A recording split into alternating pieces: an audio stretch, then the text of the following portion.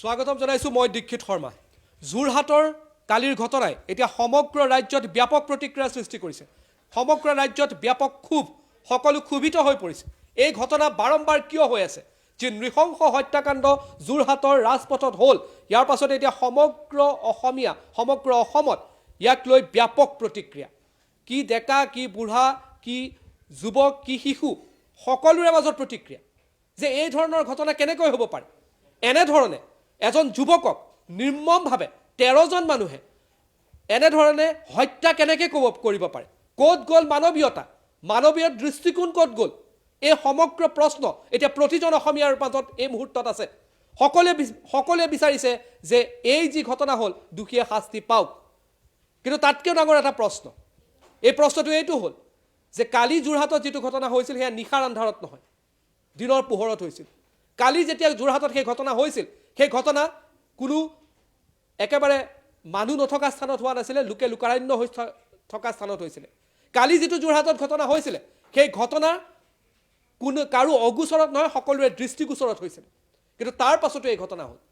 যিমানেই এই 13জন দোষী, যিমান তেওঁলোকক শাস্তি প্ৰদানৰ বাবে যি ৰাজ্য চৰকাৰে ব্যৱস্থা গ্ৰহণ কৰিছে সেয়া নিশ্চিতভাৱে লক্ষণীয় হ'ব। কিন্তু এতিয়া প্ৰশ্ন হৈছে যে অসমত বাৰম্বাৰ এনেধৰণৰ ঘটনা কিয় হ'বলৈ ধৰিছে? নীল অভিকাণ্ড আমাৰ সকলোৰে মনত আছে। সেই বাগানৰ যিজন মেনেজাৰ আছিল, সেই মেনেজাৰৰ কথা আমাৰ মনত আছে। কিন্তু এতিয়া আকৌ এই ঘটনা হৈছে। ইয়াৰ বাবে দায়ী কোন? সমাজ ব্যৱস্থা কোন দিশলৈ গৈছে? এই সকলো প্ৰশ্নৰ উত্তৰ বিচাৰি আৰু আজিৰ যুৱ প্ৰজন্মই কি ভাবে? এই কেইবাজনো যুৱ প্ৰজন্মৰ প্ৰতিনিধি বৰ্তমান কলেজ, মহাবিদ্যালয়, বিশ্ববিদ্যালয়ৰ ছাত্ৰ ছাত্ৰী আমাৰ লগত বৰ্তমান উপস্থিত আছে। আমি তেওঁলোকৰ মাধ্যমেৰে জানিব বিচাৰিম যে এই ঘটনা প্ৰকৃততে কিহৰ কাৰণে হ'ব পাৰিছে। এনেধৰণৰ ঘটনা যি ইমান দিনা আমি চিনেমাত দেখি আছিলোঁ, যি হিন্দী চিনেমাৰ যি ধৰণৰ ঘটনা হৈছিল, সেই ঘটনাবোৰ যিটো আমি চিনেমাত দেখিছিলোঁ, যিটো ডাঙৰ পৰ্দাত দেখা পাইছিলোঁ, সেই ঘটনাবোৰ এতিয়া অসমত দিনক দিনে কিয় বৃদ্ধি পাইছে? অসমৰ যুৱ প্ৰজন্মৰ কেইবাজনো প্ৰতিনিধি বৰ্তমান মোৰ লগত আছে। আমি তেওঁলোকৰ পৰা তেওঁলোকৰ মনৰ ভাৱ জানিবলৈ চেষ্টা কৰিম। প্ৰথমে মই তোমাৰ ওচৰলৈ আহিছোঁ। তোমাৰ পৰিচয়টো দি ল'বা, মাইকটো লৈ ল'বা, তুমি মাইকটো লৈ ল'বা। তোমাৰ পৰিচয়টো দি ল'বা আৰু তুমি কি ভাবা এইটো বিষয়ে? মই মুকুট দাস, মই বৰ্তমান KK হেণ্ডিক বিশ্ববিদ্যালয়ৰ এজন ছাত্ৰ, লগতে মই অসম ছাত্ৰ পৰিষদৰ কেন্দ্ৰীয় সাধাৰণ সম্পাদক। হয়, মই ভাবোঁ যে এনেকুৱা ঘটনা আজি বুলি নহয় বা অনিমেষ ইয়াৰ প্ৰথম বুলি নহয়। আগতে আমি নীল অভি বা দেৱেন দত্ত, খুব এবছৰমান আগে চাগে আৰু এটা ঘটনা আহিছিল দেৱাশিষ গগৈ নামৰ মৰিয়নিত। আমি তেওঁৰ ঘৰত গৈছিলোঁ। আমি ঘৰত গৈ উপলব্ধি কৰিছিলোঁ যে মানে ঘৰখনৰ পৰিয়ালটোৰ যিটো অৱস্থা হয়, এজন মানে উঠি অহা ল'ৰা এজন ঢুকোৱাৰ পাছত আমি ভাবিছিলোঁ কি এইটোৱে চাগে শেষ হ'ব। অসমৰ গোটেই অসম জোকাৰি গৈছে। নীল অভি হত্যাকাণ্ডৰ পাছতো আমি ভাবিছোঁ চাগে এইটোৱে শেষ। কিন্তু এইটো শেষ নাছিল। আকৌ বলি হ'ল অনিমেষ। তেওঁৰ আত্মাৰ সদগতিৰ বাবে আমি কামনা কৰিছোঁ। এই ঘটনাবোৰ দিনক দিনে বৃদ্ধি পাইছে, কিহৰ বাবে সেইটো ঠিক ক'ব পৰা নাযায়। এইটো এটা সামাজিক ব্যাধি হৈ উঠিছে মবলাইজিংটো বৰ্তমান। যোৰহাট চহৰৰ মাজমজিয়াত, বজাৰৰ মাজত এজন দুজন মানুহ নাছিল। তাত বজাৰত বহু ভিৰ আছিল। তাৰ মাজত কাৰোবাক সহায় কৰিব গৈ তেওঁ নিজৰ বলিদান দিব লগা হোৱাটো একেবাৰে আৰু এনেধৰণৰ মৃত্যু কাম্য নহয়। নহয় নহয়, এনে অপমানজনক মৃত্যু কাম্য নহয়। নহয় নহয়, এইটো কেতিয়াও হ'ব নোৱাৰে। কোনো ক্ষেত্ৰতে এনে অপমানজনক মৃত্যু কাৰো হ'ব নোৱাৰে, এই কথা স্পষ্ট। সমাজ ব্যৱস্থাই চিন্তা কৰিব লাগিব, সকলোৱে চিন্তা কৰিব লাগিব। এই ধৰণৰ ঘটনা হ'ব পাৰে নেকি? এটা সন্মানজনক মৃত্যু সকলোৰে কাম্য, সকলোৰে অধিকাৰ। কিন্তু এনেধৰণৰ অপমানজনক মৃত্যু কেতিয়াও হ'ব নোৱাৰে। মই তোমাৰ ওচৰলৈ আহিছোঁ, তোমাৰ পৰিচয়টো দি লোৱা। মই Bagmita Borthakur, Pondicherry central university political ছায়েন্সৰ মই 3rd ছেমিষ্টাৰৰ ষ্টুডেণ্ট। অভিনীল, ঋতুপৰ্ণ পেগু, সনাতন ডেকা আৰু এতিয়া অনিমেষ।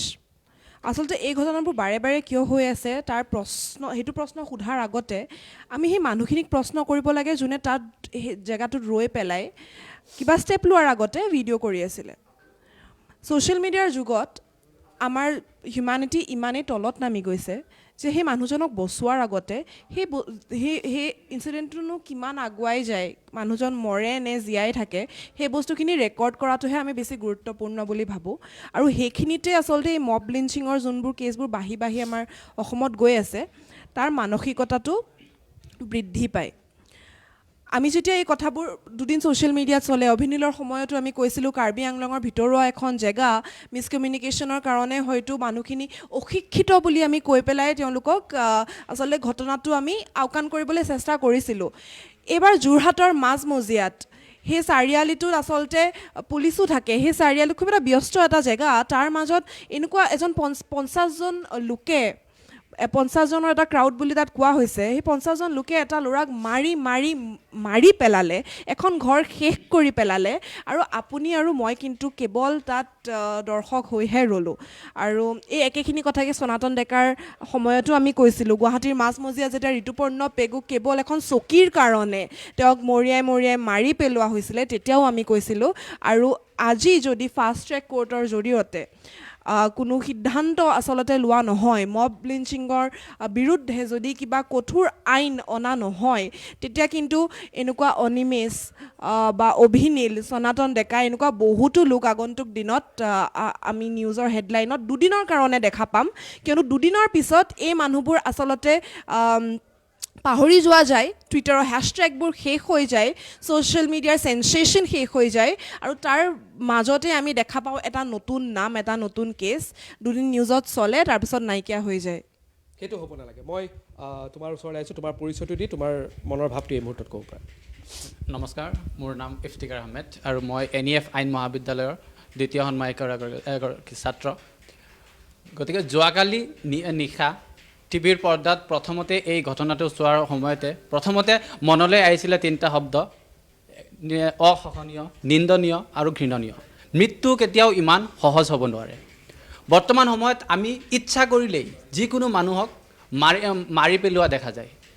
যোৱাকালি যিটো ঘটনা হৈ গ'ল, বিশেষকৈ আগতে হৈছিল, প্ৰথমতে 2013 চনত এটা ঘটনা হৈছিল, জংকাৰ শইকীয়া নামৰ এজন যুৱকক মাৰি পেলোৱা হৈছিল কেৱল 10 টকাৰ কাৰণে।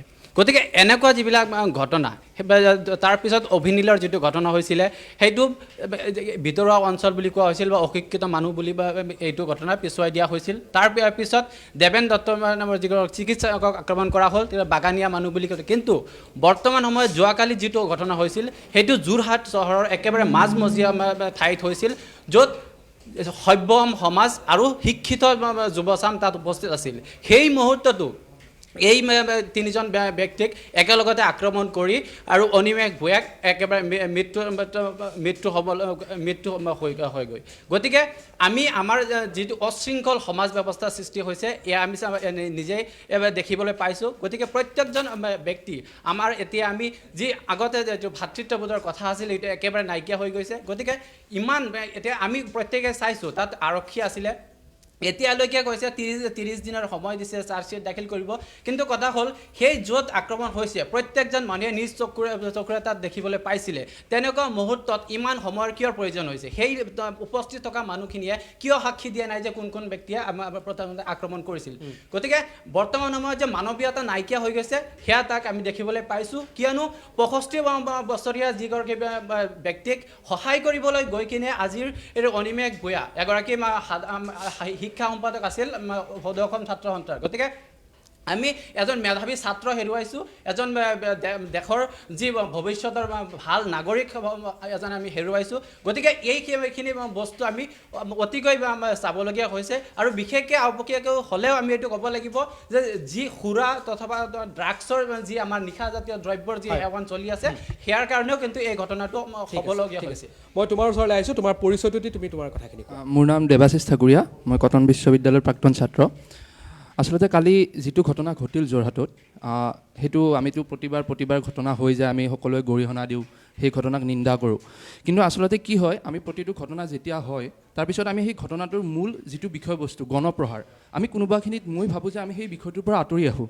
যেতিয়া কাৰ্বি আংলঙত ঘটনাটো হয়, তেতিয়া আমি সকলোৱে কওঁ যে কাৰ্বি মানুহখিনি নিৰক্ষৰ, সেইকাৰণে তেওঁলোকে আক্ৰমণ কৰিছে। যেতিয়া দেবেন দত্তৰ হত্যাকাণ্ড হয়, তেতিয়া আমি ক'ম যে সেই মানুহখিনি চাহ জনগোষ্ঠীয়, সেইকাৰণে তেওঁলোকে আক্ৰমণ কৰিছে। যেতিয়া হাজোত সনাতন ডেকাক আক্ৰমণ কৰে তেতিয়া আমি ক'ম যে সংখ্যালঘুৱে আক্ৰমণ কৰিছে, হয়তো ক'ৰবাত সংখ্যালঘুক আক্ৰমণ কৰিলে আমি ক'ম যে সংখ্যাগৰিষ্ঠতাই আক্ৰমণ কৰিছে। কিন্তু সেই গোটেই বস্তুখিনিৰ আটাইতকৈ মেইন পইণ্টটো হৈছে আপোনাৰ গণপ্ৰহাৰ, আৰু সেই বস্তুটো ক'ৰবাত আঁতৰি যায়। কালিৰ ঘটনাটোত আমি এতিয়া যিহেতু আমি তথাকথিত সভ্য সমাজ, আমি হয়তো যোৰহাটৰ মানুহখিনিক যেনেকৈ আমি কাৰ্বি মানুহখিনিক গালি পাৰিছিলোঁ, যেনেকৈ আমি চাওতাল মানুহখিনিক, চাহ জনগোষ্ঠীয় মানুহখিনিক গালি পাৰিছিলোঁ, তেনেকৈ হয়তো আমি যোৰহাটৰ মানুহখিনিক গালি নাপাৰোঁ বা পৰাটো উচিত নহয়।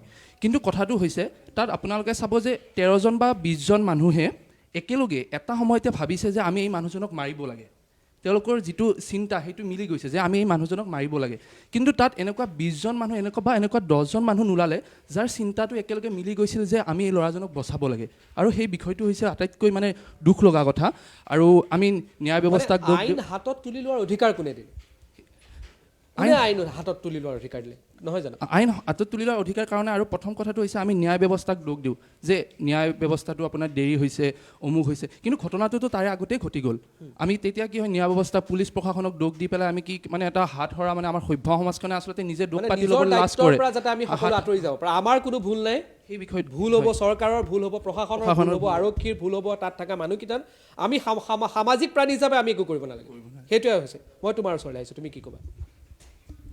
মোৰ নাম ধৃতিমান হাজৰিকা।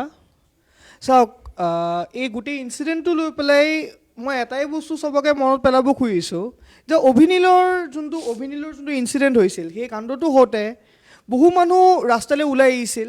মোৰ এতিয়াও মনত আছে, আমি প্ৰটেষ্ট কৰিছিলোঁ গুৱাহাটীৰ কমাৰ্চ পইণ্টত। এটা ইমানেই ডাঙৰ প্ৰটেষ্ট হৈছিল য'ত হাজাৰ হাজাৰ চব নিজে নিজে ওলাই মানুহ আহিছে, একেলগে একলগ হৈ পেলাই প্ৰটেষ্ট কৰিছিল যে আমাৰ গভমেণ্টে কিবা এটা কৰিব লাগে, বা পুলিচ আৰক্ষীয়ে কিবা এটা কৰিব লাগে, বা জুডিচিয়েল ছিষ্টেমটো আমাৰ অলপ প্ৰপাৰ হ'ব লাগে।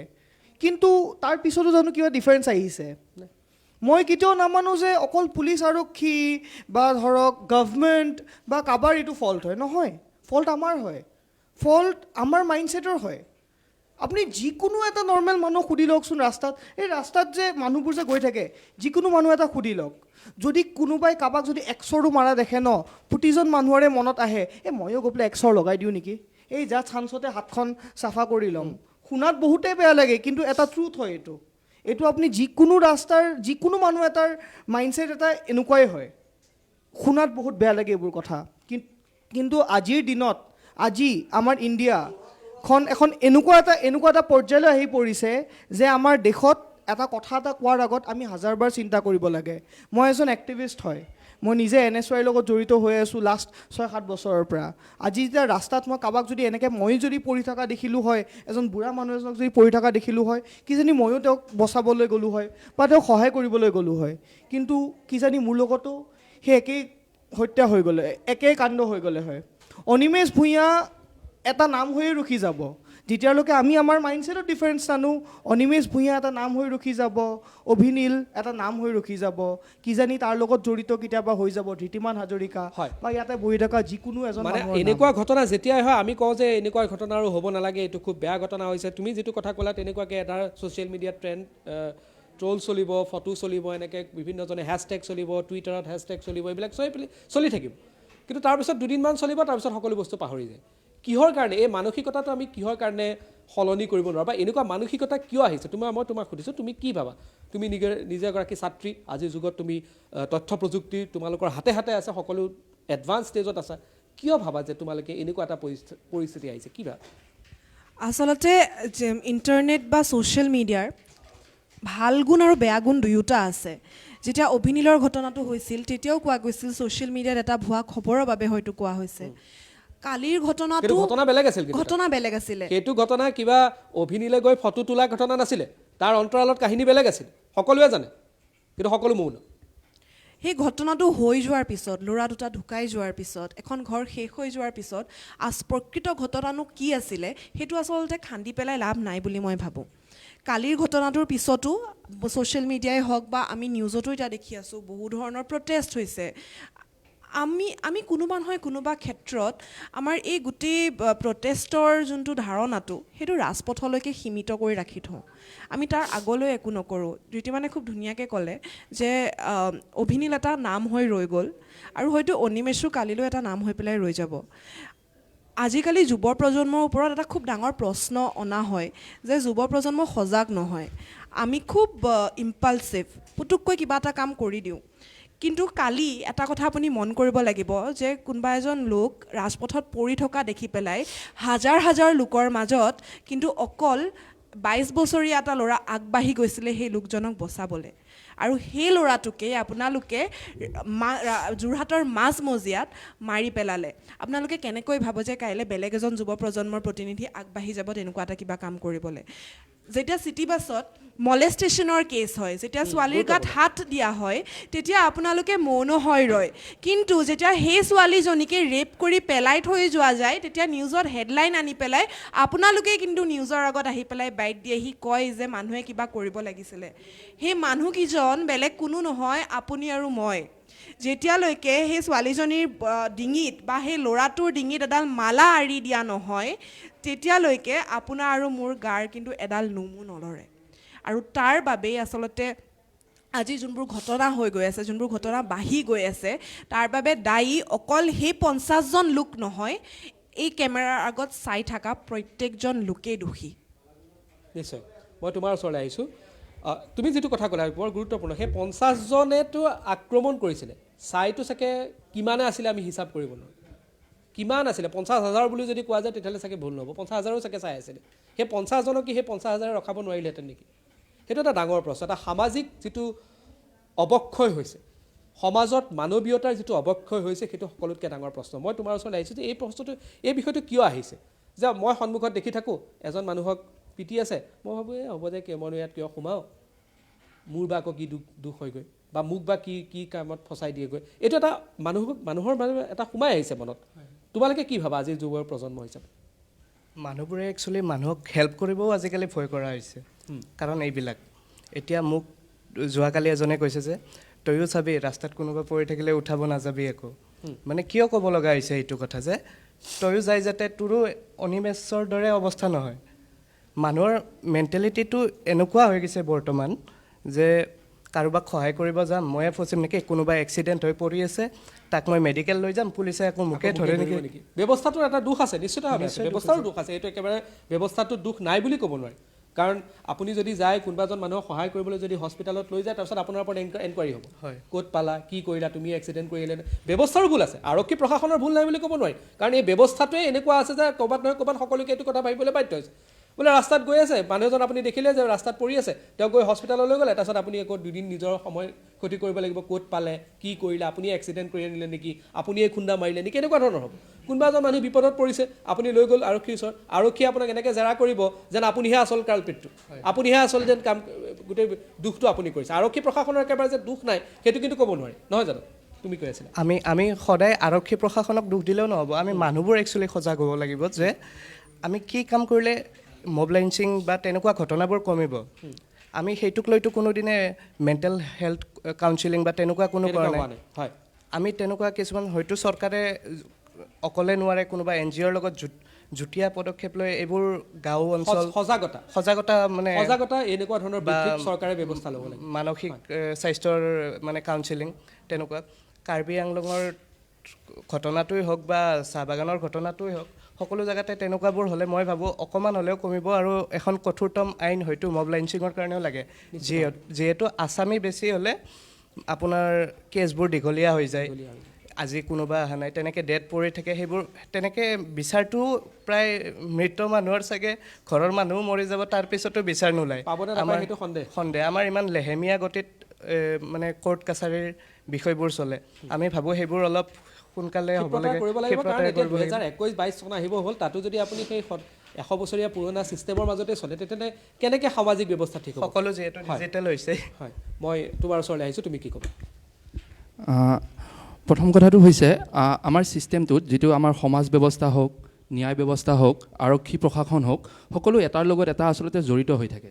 আৰু আমাৰ সমাজখনৰ মানুহখিনিৰ আচলতে আটাইতকৈ ডাঙৰ ভুলটো হৈছে তেওঁলোক সকলোৱে নিজকে ন্যায় ব্যৱস্থাৰ মানে আপোনাৰ যেন উচ্চতম ন্যায়াধীশ বুলি ভাবে। তো আপোনালোকে যিহেতু সংবাদ মাধ্যমৰ লগত জড়িত, আপোনালোকে দেখিব যে কেতিয়াবা আপোনালোকে এটা নিউজ বজালে, তাত যেতিয়া আপোনালোকে ফেচবুকত ছ'চিয়েল মিডিয়াত দিয়ে, তাত কিছুমান কমেণ্ট আহে যে ল'ৰাজনক মাৰ, এই ছোৱালীজনীক মাৰ, এই ছোৱালীজনীৰ চুলি খুৰাই দে, ল'ৰাজনৰ চুলি খুৰাই দে, সেইবিলাকো কিন্তু একো একোটা গণপ্ৰহাৰ হয়, হয়তো সেইটো মানসিকভাৱে আৰু সেইটো শাৰীৰিকভাৱে।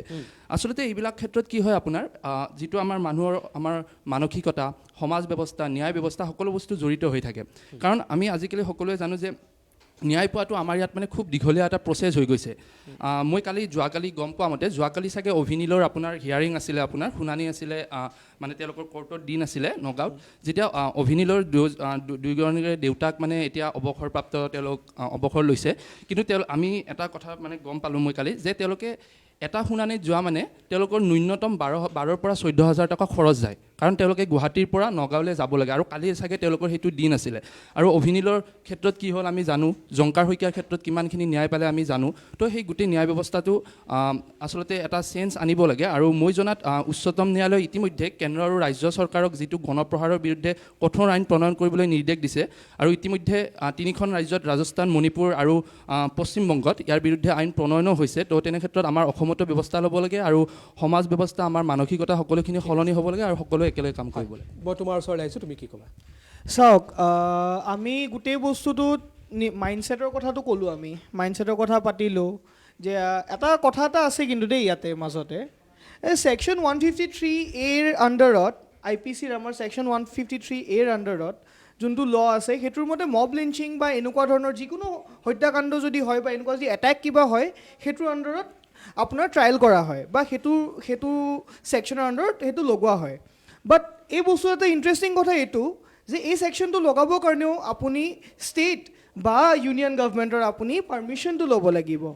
এইটো বস্তু খুব দুখৰ কথা এটা কাৰণেই, যে আজি এইটো ৰিজনতে UPৰ নিচিনা জেগাত আমি দেখা পাইছোঁ যে মেজৰিটিয়ে মাইনৰিটিক এটেক কৰি আছে। আমি সেইটো বস্তু পাহৰি যাব নালাগিব, যে আমাৰ ল বা আমাৰ যোনটো ষ্ট্ৰাকচাৰ অফ এণ্টি মব লিঞ্চিং বিল বা লজ যোনখিনি আছে ইণ্ডিয়াত, সেইটো বহুতেই উইক হয়। আজি চেণ্ট্ৰেলে 2019ৰ পৰা এতিয়ালৈকে আপোনাৰ ৱেষ্ট বেংগল আৰু ৰাজস্থানত হোৱা যোনকেইখন আপোনাৰ এণ্টি মব লিঞ্চিং বিলছ আছে, সেইখন ষ্টাডিয়ে কৰি আছে। 2 বছৰ লাগে নেকি ষ্টাডি কৰোঁতে? আজিলৈকে এটলিষ্ট কিবা এটা সৰুকৈ কিবা এটা ডিফাৰেঞ্চ এটা আনিব পৰা গ'লে হয় কিজানি, কাৰণ গভৰ্ণমেণ্ট চেঞ্জ হোৱা নাই মাজত, গভৰ্ণমেণ্টটো একেটাই আছে, আপোনাৰ চৰকাৰ একেখনে আছে, প্ৰাইম মিনিষ্টাৰো ছেইম, হোম মিনিষ্টাৰো ছেইম। তো ইন ডেট কেছ কিবা এটা ডিফাৰেঞ্চ আনাটো খুব ইম্পৰ্টেণ্ট বুলি মই ভাবোঁ, বিকজ গভৰ্ণমেণ্টে এইবোৰ পদক্ষেপ যদি নলয়, কমন পাব্লিকৰ কাৰণে কিছুমান বস্তু ইজি নহয়। আজি মই এজন এক্টিভিষ্ট হৈ পেলাই মই যাব পাৰিম, আজি মোৰ বন্ধুসকলেও ইয়াতে বহি থকা বন্ধুসকলেও যাব পাৰিব, 10জন মানুহ শিকাব পাৰিব, কিন্তু আমি 10জন বা 100জনলৈকেহে যাব পাৰিম। গভৰ্ণমেণ্টে সকলোকে কভাৰ কৰিব পাৰিব, আৰু আমাৰ এডুকেশ্যন ছিষ্টেমত সেই এই মৰেলিটি বা আপোনাৰ মৰেল ছায়েন্সৰ যোনটো এটা ভেলিউ আছে বা এটা ইম্পৰ্টেঞ্চ আছে, সেইটো অনাটো খুব ইম্পৰ্টেণ্ট বুলি মই বিলিভ কৰোঁ। মই তোমাৰ ওচৰলৈ আহিছোঁ, কি ক'বা? নিশ্চয়কৈ, বিশেষকৈ আমি যিখিনি বস্তু চাই আছোঁ, যে যেতিয়াৰ পৰা মব লিঞ্চিঙৰ আমি 2-এটা ঘটনা দেখিবলৈ পাইছিলোঁ, সেই সময়ৰ পৰাই আচলতে আমি চাইছিলোঁ যে চৰকাৰৰ ফালৰ পৰা হওক বা প্ৰশাসনৰ ফালৰ পৰাই হওক, কোনো গুৰুত্বপূৰ্ণ পদক্ষেপ লোৱা হোৱা নাছিল। এতিয়া আমি যিকোনো সময়ত সেই দিনৰ এটা কথা, যে বিৰাট কোহলীয়ে যেতিয়া মহম্মদ শ্বামীক ডিফেণ্ড কৰিব লৈছিল, তেতিয়া কমেণ্টত কোৱা হৈছিল বিৰাট কোহলীৰ সৰু কন্যা সন্তানক ৰেপ কৰাৰ নিচিনা কথা আহি গৈছিল। গতিকে এইবিলাক যিটো মুকলিকৈ কথা এটা, আপুনি সৰু বজাৰত চাওক, মোৰ নিজা অভিজ্ঞতা, বজাৰ এটা যেতিয়া 4-5জন ল'ৰা একেলগে থিয় হৈ থাকে, তেনেকুৱা ধৰণৰ কিছুমান থাকে, আৰু সিহঁতে ভাবি থাকে যে এইখন বজাৰৰ আমিয়ে সৰ্বসৰ্বা। এতিয়া যেতিয়া আপুনি তাত যাব, মই জাষ্ট কিবা এটা কথা মই সুধিছিলোঁ, সেই কথাটো সোধা তেখেতৰ তাত লাগিছিলে যেনিবা মই তেখেতক অপমান কিবা এটা কৰিলোঁ, আচলতে সি বুজিও পোৱা নাছিল মই কি কৈছিলোঁ। গতিকে তাত একো নুবুজাকৈ তেখেতসকলে মোৰ ওচৰত তুমি মোক কি বুলি ক'বা, তোমাৰ ঘৰ ইয়াত নহয়, ইমান দূৰৰ পৰা আহি তুমি ইয়াত কাম, এইবিলাক চ' এইবিলাক এটা কথা তাত আৰম্ভ হয়। আমি যেনিবা নিজৰ লক্ষ্যই পাহৰি গৈছোঁ, কোনোবাই যদি চুৰ কৰি দৌৰি যায়, পিছত 100জন এনেই দৌৰি যায়, আগত কিহক দৌৰাই লৈ গৈছে সেইটোও গম নাপায়, লাষ্টত গৈ পিটি তাৰ পিছতে গম পায় সেই মানুহজনৰ কোনো দুখে নাছিল। এতিয়া চাওক, ডক্টৰ হিমন্ত বিশ্ব শৰ্মাই যেনে আগতে আপোনাৰ এজাহাৰ দাখিলৰ যিটো আছিল, দালালৰ আছিল, এইখিনি বস্তুত কি হৈছে, বৰ্তমান সময়তে এটা সজাগতা আহিছে যে কোনেও দালালৰ থ্ৰু দি এজাহাৰ নিলিখায় বা থানাত বা মণ্ডলৰ অফিচত নাযায়। এইটো কিয় হৈছে, চৰকাৰে এটা ভাল পদক্ষেপ লৈছে যে যদি কোনোবাই ভুল কৰি লয়, তেতিয়াহ'লে লগে লগে তাৰ উপযুক্ত বিচাৰ হ'ব। কিন্তু এইবিলাক কাম আমি যেতিয়া প্ৰথম সময়তে মব লিঞ্চিঙৰ ঘটনা দেখা পাইছিলোঁ, যদি উপযুক্তভাৱে আজি প্ৰতি ভাৰতবৰ্ষত এণ্টি মব লিঞ্চিঙৰ কোনো আইন নাই, গতিকে আমি পূৰা ভাৰতবৰ্ষৰ কাৰণে এটা আইন আনিব লাগিছিল, যিটো আইনৰ জৰিয়তে আমি প্ৰত্যেকে ভয় কৰিব লাগিছিল যে যদি মই এইটো কৰোঁ এনেকুৱা ধৰণৰ শাস্তি মই পাম। কিন্তু আজিলৈকে মানে ভয় পাবলগীয়া কোনো বস্তুৱে নাই। আজি বহুত সময়ত দেখা যায় যে যিজন দুখীকহে আচলতে সহায় কৰা দেখা যায়। প্ৰত্যেকেই আপোনাৰ নিজৰ নিউজ চেনেলৰ যেতিয়া আপুনি নিউজটো পঢ়ি থাকিব, বাতৰি প্ৰকাশ কৰি থাকিব, সেই মুহূৰ্তত তলত চাব মানুহে নিজৰ ফালৰ পৰা নিজৰ মন্তব্য দি থৈ যায়, তাত কোনো ৰোধ নাই। কিন্তু ইয়াৰ পৰাই আচলতে ঘৃণাটো আৰম্ভ হয়, এজনে আনজনক তাতেই গালি পৰা আৰম্ভ কৰে, যিজনে হয়তো অৰিজিনেল কেছটোৰ লগত কোনো গমেই নাপায় কি হৈ আছে, কিন্তু নিজৰ ফালৰ পৰা নিজৰ এটা perception বনাই লৈ পেলাই কামখিনি কৰি থাকে, যাৰ পৰাই বহু ধৰণৰ ঘৃণা দেখা যায়। আৰু যাৰ কাৰণে কিছুমান সময়ত এটা ধৰ্মিক হেৰি আহি যায়। কেতিয়াবা আমি কেইদিনমান আগতে মোৰ বন্ধু এজন গৈছিল, দাঢ়িৰ এটা যিটো হেৰি, দাঢ়ি চালে যেনিবা মুজ চালে যেনে ল'ৰাজন গুণ্ডা বা নহয় কোনো স্পেচিফিক ৰিলিজনৰ হয়, তেনেকুৱা এটা যেতিয়া এণ্টি ৰিলিজন এটা হেৰিৰ কাৰণেও মব লিঞ্চিং বেছি সময় দেখা যায়। চাগে ভাবি লয় ইয়াততো তেনেকুৱা একো নাছিলে, ইয়াত তেনেকুৱা নাছিল, ইয়াত কিন্তু কিয় হ'ল এইটো এটা বহুত ডাঙৰ প্ৰশ্ন। কিন্তু মই তুমি কিবা ক'ব বিচাৰিছা? আচলতে কথাটো তেনেকুৱাই যে আমি প্ৰত্যেকটো পাৰ্চপেক্টিভত, প্ৰত্যেকটো ঘটনাত যেতিয়া আমি যোনটো আমি ৰাজনীতিকৰণ যেতিয়া আমি কৰিবলৈ আৰম্ভ কৰোঁ, যেতিয়া আমি প্ৰত্যেকটো ঘটনা কেৱল এটা ৰিলিজিয়নক লৈ পেলাই সীমিত কৰি ৰাখিবলৈ চাওঁ, যেতিয়া আমি ঘটনাটোক মানে এটা পাৰ্চপেক্টিভটো টোটেলি নেৰেটিভটোৱে চেঞ্জ কৰি দিওঁ, তেতিয়া আচলতে সেই যোনটো মূল সমস্যাটো, সেই মূল সমস্যাটো নাইকিয়া হৈ যায়। কালি তাত কোনো হিন্দু মুছলিম খ্ৰীষ্টিয়ান নাছিলে, তাত কালি কোনো ধৰণৰ আপোনাৰ অশিক্ষিত মানুহৰ আচলতে হেৰি নাছিলে। মাজমজিয়াত এটা ল'ৰাক মাৰি দি পেলাই সেইটোক আমি আচলতে মাইনৰিটি ইছ্যুৱে হওক বা গভমেণ্টৰ এটা পাৰ্টিকুলাৰ ফল্ট বুলি পেলাই কেৱল আমি এটা টেগ দি পেলাই এই কাৰণেই থ'ব নোৱাৰোঁ, কিয়নো গভমেণ্টৰ আগত মই ভাবোঁ আমাৰো বহুতো দায়িত্ব আছে, নিজা দায়িত্ব আছে। ইনটলাৰেঞ্চৰ কথা যোনটো আমি কওঁ, আমাৰ মানুহবোৰ ইমানেই ইনটলাৰেণ্ট হৈ গৈছে যে প্ৰত্যেকটো বস্তুতে তেওঁলোকে আইনখন নিজৰ হাতত তুলি আনিবলৈ বিচাৰে।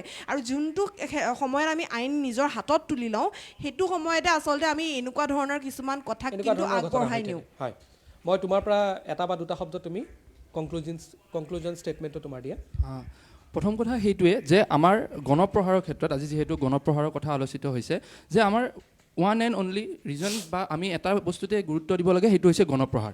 গণপ্ৰহাৰ বন্ধ হ'ব লাগে। তাত হিন্দুৱে মুছলমানক মাৰিছে, মুছলমানে খ্ৰীষ্টানক মাৰিছে, কোনোবা ডেকা ল'ৰাই বৃদ্ধক মাৰিছে, বৃদ্ধই ডেকা ল'ৰাক মাৰিছে, শিক্ষিতক মাতিছে, সেইবিলাক বস্তু আহিবই নালাগে। কাৰণ সেইবিলাক বস্তু যেতিয়া আহিব, আমাৰ যিটো মেইন টপিক আছিলে গণপ্ৰহাৰ, সেই বস্তুটোত বাধা সন্মুখীন হৈ যায়। কাৰণ আমি যেতিয়া চাব, যেতিয়া চাহ জনগোষ্ঠীয় মানুহখিনিয়ে দেৱেন দত্তক মাৰিছিলে, তেতিয়া কিছুমান মানুহে এনেকুৱা কথা কৈছিলে যে তেওঁলোকৰ তাত মৌলিক অধিকাৰখিনিয়ে তেওঁলোকে নাপায়, খাদ্য বস্ত্ৰ বাসস্থান তেওঁলোকে নাপায়, জাষ্টিফিকেশ্যন আহি যায়। আৰু সেইটো বস্তু কি হয়, সেইটো বস্তুৱে কি হয়, সেই বস্তুটোৱে এটা ট্ৰেকটো চেঞ্জ কৰি দিয়ে। আৰু এই শিক্ষিত অশিক্ষিত এই বস্তুবিলাকৰ গুৰুত্বতাটো এইকাৰণে মই মানে অলপ কম বুলি ভাবোঁ। আমি মেইন বস্তুটোত আমি সকলোৱে ধ্যান দিব লাগে। কাৰণ আমি সকলোৱে জানো যে অছামা বিন লাডেন আছিল এজন ইঞ্জিনিয়াৰ, তেনেস্থলত মাদাৰ টেৰেছা কিমানখিনি শিক্ষিত আমি তাকো জানো। তো সেইটো হিচাপত আমি এই বাকীখিনি বস্তু অলপ দূৰত ৰাখি আমি গণপ্ৰহাৰৰ ক্ষেত্ৰতে ধ্যান দিব লাগে। ঠিক আছে, তোমাৰ অন্তিম মন্তব্য কি ক'বা?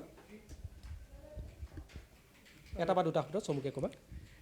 এনেকুৱা ঘটনা যাতে পুনৰাই নহয়, তাৰ বাবে চৰকাৰ তথা জনসাধাৰণ সকলোৱে মিলি কেনেকৈ কি পদক্ষেপ ল'লে ভাল হয়, সেইটো আমি এপ্লাই কৰিব লাগে। আৰু এনেকুৱা ঘটনা যাতে নহয় তাৰে কামনা কৰিলোঁ। ঠিক আছে, তোমাৰ অন্তিম মন্তব্য এটা বা দুটা শব্দ। অন্তিম মন্তব্য বুলি ক'ব গ'লে মই এইষাৰে ক'ব খুজিম যে এনেকুৱা চিটুৱেশ্যনছ আজিলৈকে অসমত বহুত হৈছে, অকল অসমত নহয় গোটেই ভাৰতবৰ্ষতে হৈছে। আমি মানুহখিনিও অলপমান টলাৰেঞ্চ লেভেলটো আমাৰ অলপ হাই হ'ব লাগে।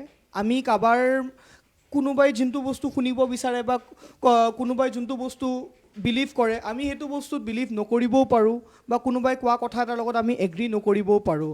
কিন্তু তেওঁলোকৰ পূৰা ৰাইট আছে নিজৰ বস্তু দাঙি ধৰা। আৰু এই কথাখিনিতে বিশ্বাস ৰাখি পেলাই আমি মানৱতা বা এটা হিউমেনিটি যোনটো কয়, মানৱীয়তা বা হিউমেনিটিৰ এটা যোনটো আপোনাৰ ফিলিং আছে, সেইটো নিজৰ ভিতৰত ৰাখিব লাগে। এনেকৈ হ'লেই আমি চলি থাকিব পাৰিম, ভালদৰে চলি থাকিব পাৰিম, আৰু আমাৰ দেশ বা আমাৰ ছ'চাইটি আগবাঢ়ি যাব। তোমাৰ এটা বা দুটা শব্দ চমুকে ক'বা। নিশ্চয়কৈ শেষত এইখিনিয়ে ক'ব বিচাৰিম বিশেষকৈ অসমত এনেকুৱা ঘটনা বেছি হোৱা নাছিল যিটো সময়ত ভাৰতবৰ্ষৰ অন্য ৰাজ্যত যেনেকুৱা ধৰণে আমি সেইটো সময়ত উদাহৰণ দিছিলোঁ যে ভাৰতৰ অমুক ৰাজ্যত এনেকুৱা ধৰণ হৈছে কিন্তু বৰ্তমান সময়ত বেলেগ ৰাজ্যে অসমক লৈ উদাহৰণ দিব পৰা অৱস্থা আহি গৈছে যে অসমত এনেকুৱা ধৰণৰ ঘটনা ঘটিবলৈ লৈছে গতিকে আমি সেয়ে বিচাৰিম যে যোৱা নিশা যিটো ঘটনা আমি দেখা পালোঁ সেই ঘটনাটো আৰু দ্বিতীয়বাৰ নহওক প্ৰত্যেকজন ব্যক্তিয়ে সমাজভাৱে নিজকে সজাগ কৰি তোলক আৰু দুখীয়া উচিত শাস্তি পাওক তাৰে কামনা তুমি কি ক'বা শেষ কনক্লুজন ষ্টেটমেণ্ট তোমাৰ কনক্লুজনত এইটোৱেই ক'ম যে এনেকুৱা ঘটনা যেন আকৌ নহয় তাৰ বাবে অলপ সজাগ হোৱাটো দৰকাৰী ৰাজপথত যেতিয়া দেখোঁ কিবা এটা ঘটনা হৈছে তাত গৈ পেলাই বস্তুটো ৰেকৰ্ড কৰাৰ আগতে যোনে দুখ ঝাৰেই নহওক লাগিলে সেই মানুহজনে সেই কামটো কৰিছে বা নকৰক আপোনালোকে সেই মানুহজনক অন্ততঃ পুলিচৰ হাতলৈকে লৈ আনক আইনখন নিজৰ হাতত দাঙি নধৰিব কিয়নো আমাৰ অনাৰেবল সুপ্ৰিম কোৰ্ট আছে আৰু অনাৰেবল সুপ্ৰিম কোৰ্টে যেতিয়া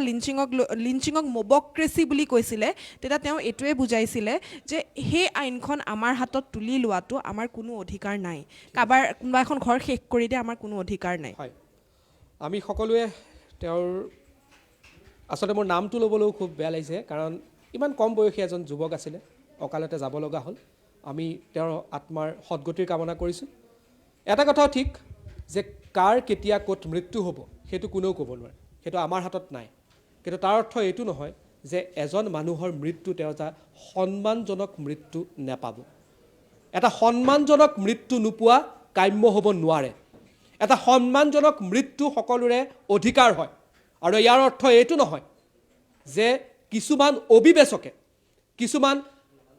কিছুমান এনেকুৱা মানুহ যাৰ সমাজত তেওঁলোক কিয় আছে সেইটো এটা সকলোতকৈ ডাঙৰ প্ৰশ্ন সেনেকুৱা মানুহে এজন যুৱকক বা যিকোনো এজন মানুহক তেওঁৰ সন্মানজনক মৃত্যুৰ পৰা বঞ্চিত কৰিব সেই কথা কেতিয়াও কাম্য হ'ব নোৱাৰে সেই কথা কেতিয়াও গ্ৰহণযোগ্য হ'ব নোৱাৰে যে কাৰ কি কেতিয়া মৃত্যু হ'ব আমি নাজানো সেইটো আমাৰ অধিকাৰত নাই কিন্তু যাৰ যেতিয়াই মৃত্যু নহওক কিয় সেই মৃত্যু সন্মানজনক হ'ব লাগিব আৰু সেই মৃত্যু অপমানজনক হ'ব নোৱাৰে এই কথা কাম্য নহয় এই কথা গ্ৰহণযোগ্য নহয় আপোনালোক সকলোকে ধন্যবাদ জনাইছোঁ টাইম এইটৰ বিশেষ অনুষ্ঠানৰ পৰা মই ডিকেট শৰ্মাই বিদায় লৈছোঁ ধন্যবাদ